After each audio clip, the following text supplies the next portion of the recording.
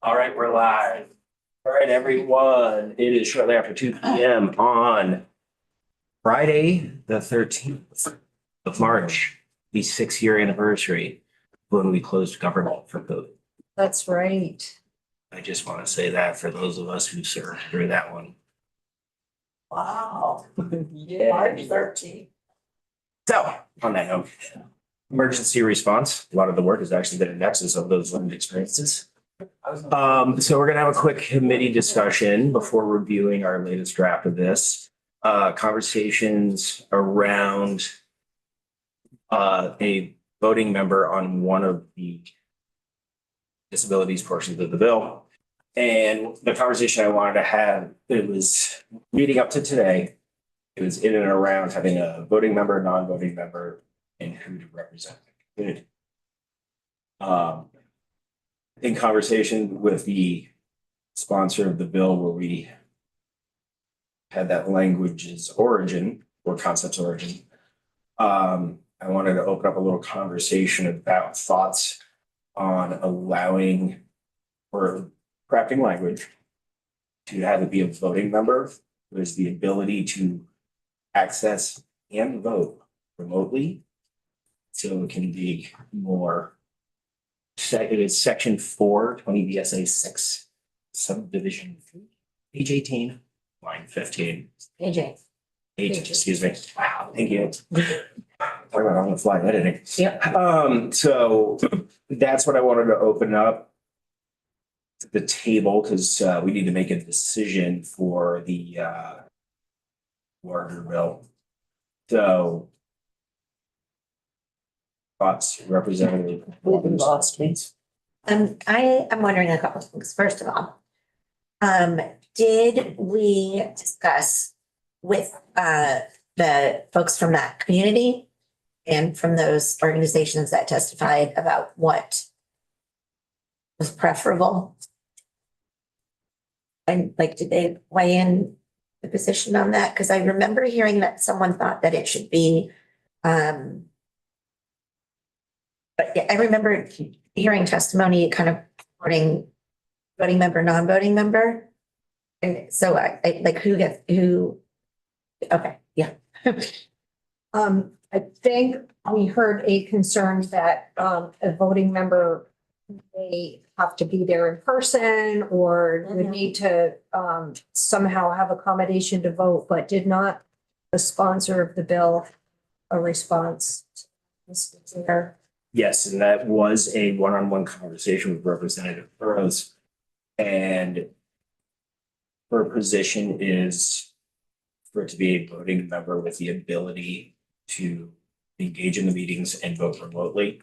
So that a broader swath, that demographic could participate. And council, is that a body that is allowed to have allowable remote voting? Okay, perfect. Because if you all remember back to last year, in open meeting law and non-advisory and advisory bodies, I'm still confused about that. So thank you.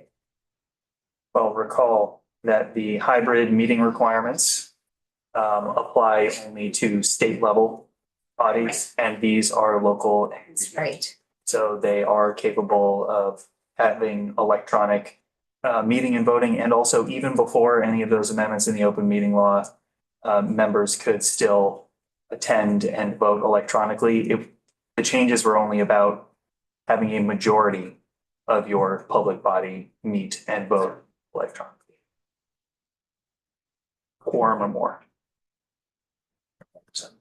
So would you say that the adding this remote capability kind of satisfies the balance between not wanting to be disrespectful and have people be like non-voting members, but still ask them to participate and allowing them to participate in a way that's accessible? Is this balancing it, you think, the remote? I think so. I didn't speak to the bill sponsor about the intent, but I Yeah. feel like it would, and we don't have to add the capability because it already exists. Okay. For a All right, cool. member To All right. do that. Any That's my other only hands? concern. Okay. Any other hands on this one? Questions? So are we agreeable to insert that? Yeah. For.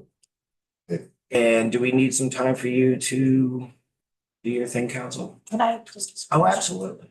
So if we allow, I mean, if we put that in there, is it?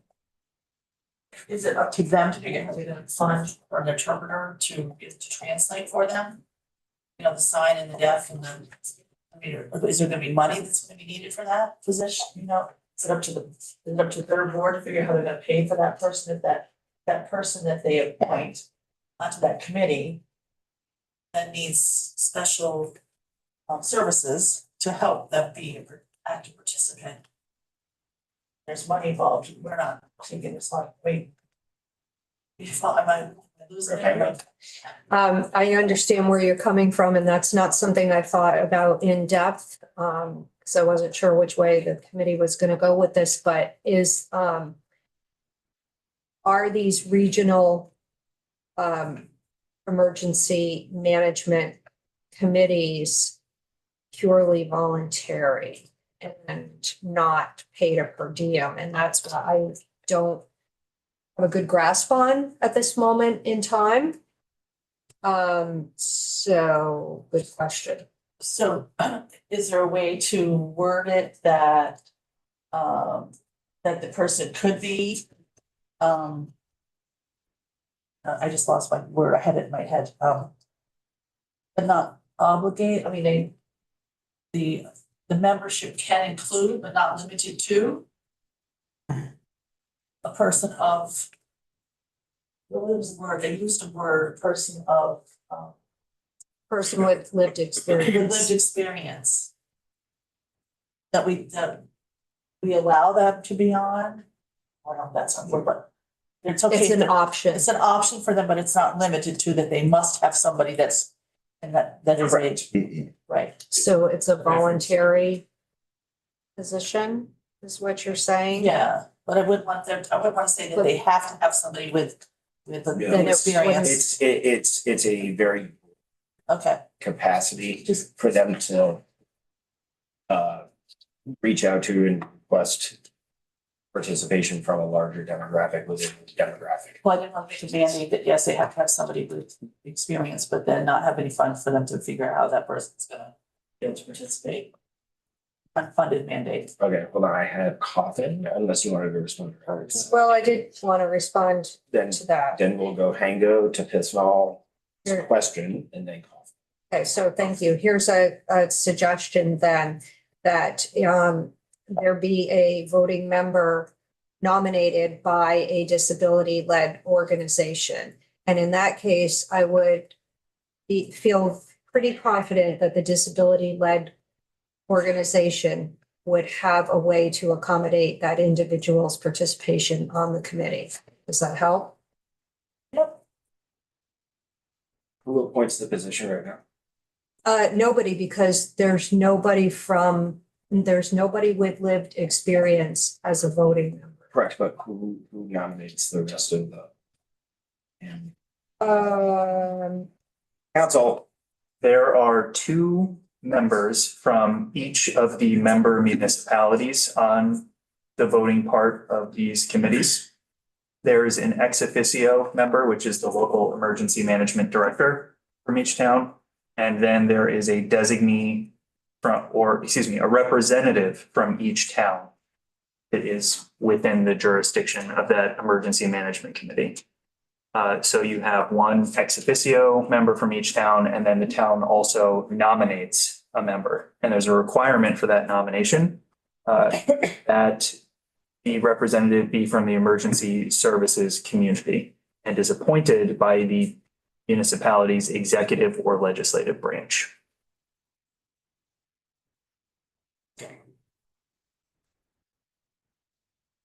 And I think there also is an outstanding question, would we want this individual with lived experience to be separate from those who are already on this committee? as far as the appointment, Yes, be an additional member. So we It's have yes. the ex officio and then however many members from however many towns, one Mhm. member from however many towns. And then do we want it to be an additional person or do we want one of those towns? I think that would be difficult. One of those towns would have to nominate somebody with lived experience. And I think it would be hard to make that decision, which Mhm. town was going to have that person. Grab coffee. Yeah, I was Thank gonna you for your say, patience. it should be one additional person, not. And as far as saying, when we're talking about lived experience, not every town would have someone that needs an ASL interpreter. Right. So it would be dependent on who was chosen by the organization to represent lived experience.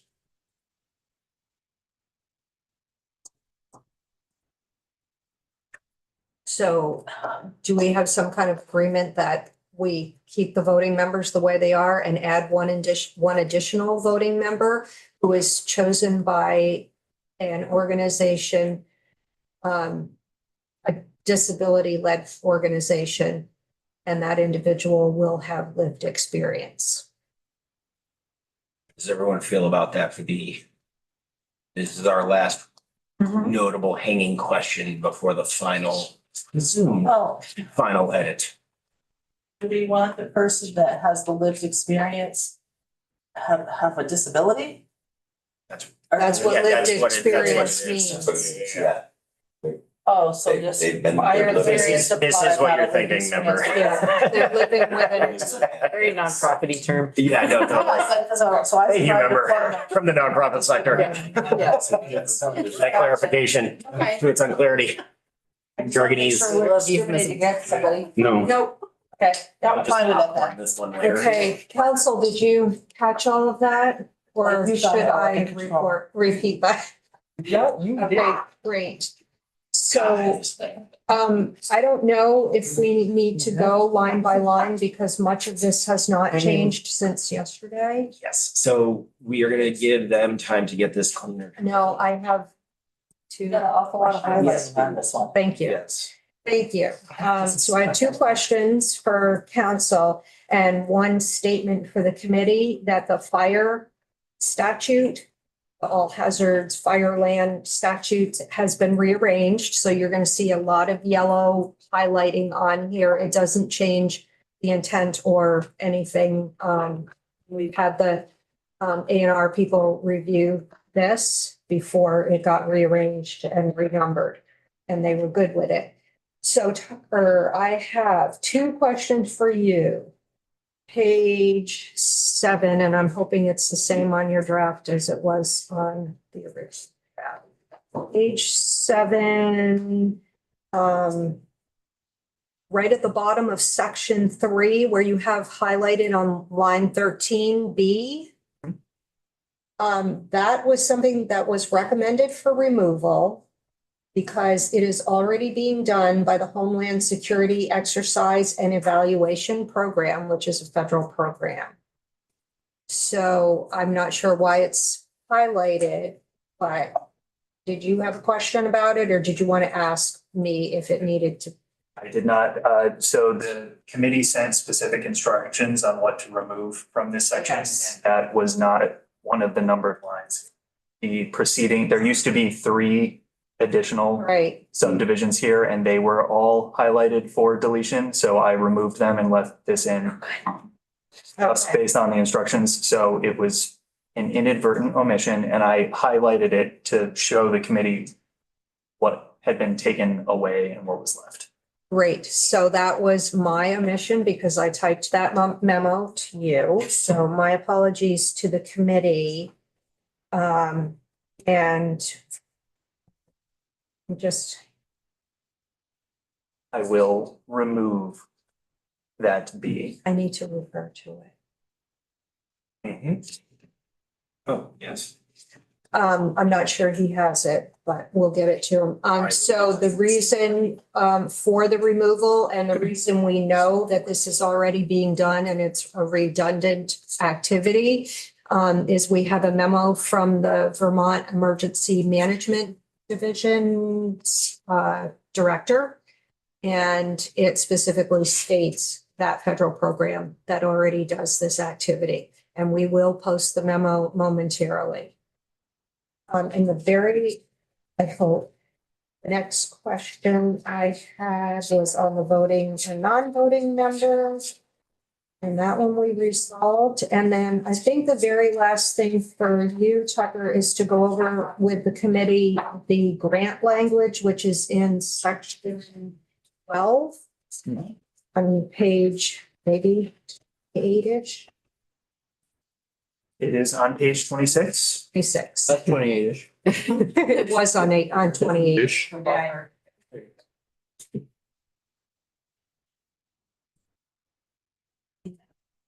I just forwarded it to them.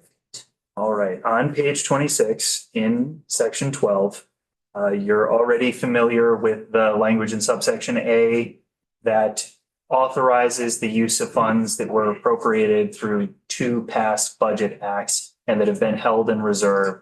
Some funds have been released by JFC for purposes associated with this public safety communications system. You are authorizing the continued use of those funds.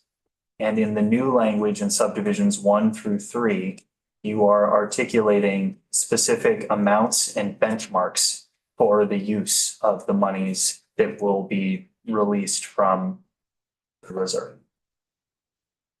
So you're authorizing the use of these monies subject to the following. 2.25 million shall be available for immediate costs associated with establishing the multidisciplinary computer-aided dispatch system and 5 years of software licensing fees, provided that the department, and within this entire section, we're talking about the Department of Public Safety, issues requests for proposal and signs contracts for services on or before January 1st, 27.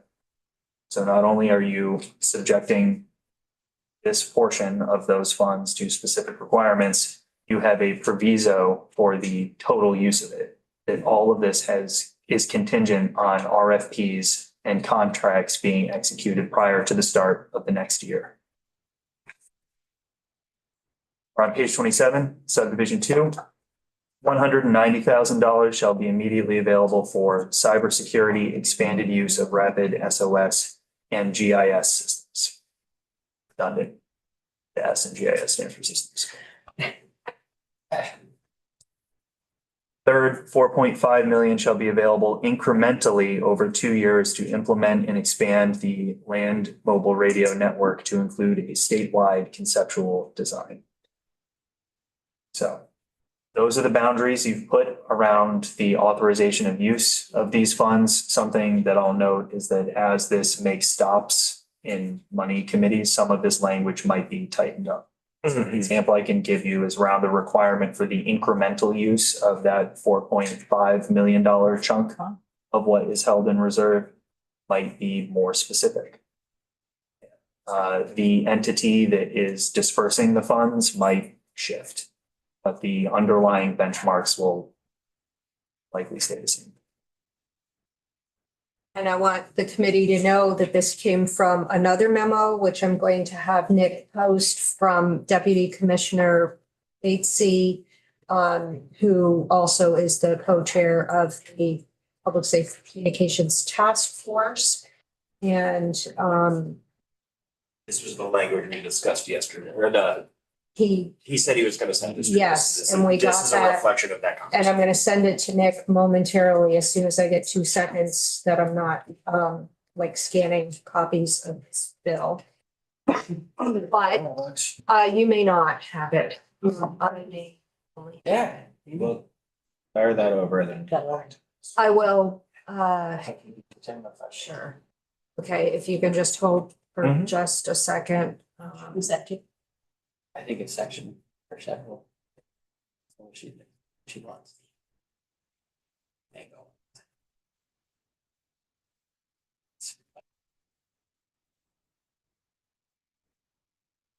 And there is a typo, a mathematical error in his memo, which he later corrected in a message to me.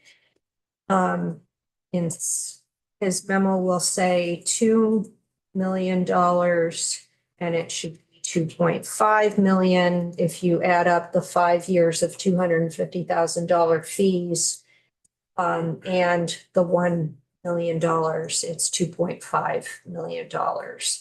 So, we're gonna have to put a disclaimer on that when it gets posted.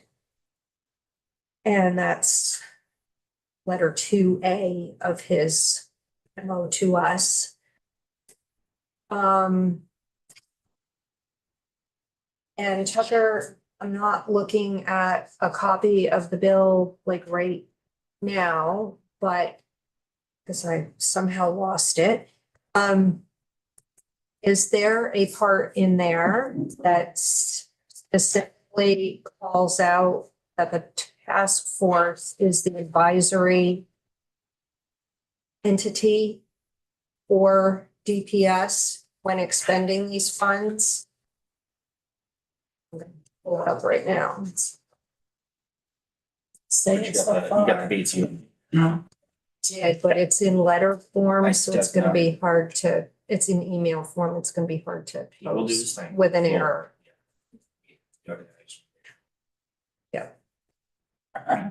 It does say the task, Lisa. What?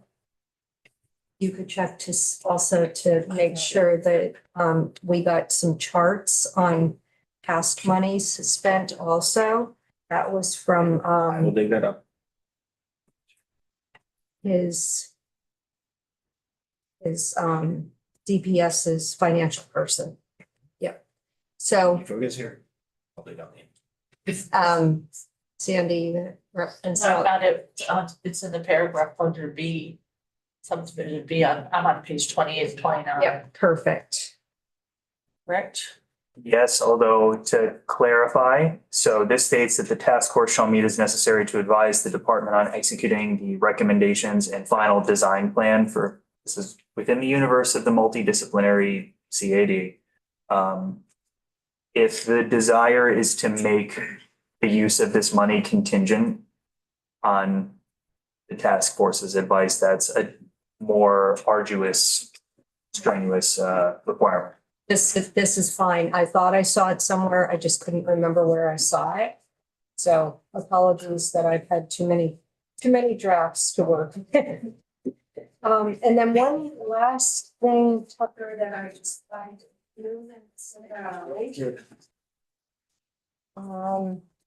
And it was back towards the beginning.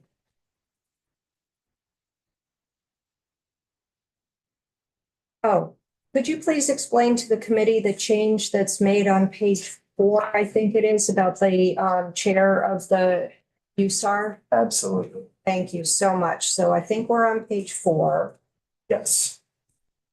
Page 4, this is within section 2, which relates to the technical rescue grant program. And within the grant program, there's a working group that is formed, and it is there to review applications and recommend awards in the grant program. And originally, the proposal was that the manager of Urban Search and Rescue Team would be the chair of this working group by just virtue of their office. That has been removed, and instead you'll see a new subsection C. It states that the manager of USAR calls the first meeting, because you have to have someone call the meeting, the very first one before they organize, because you don't have a chair yet. And at that first meeting, the working group shall elect a chair and a vice chair, and at some point adopt procedures to govern the proceedings of the working group. So any questions for Tucker on any pieces of this? Hearing no questions, Tucker, you can do your thing. We will go off until we have clean copy. Yes.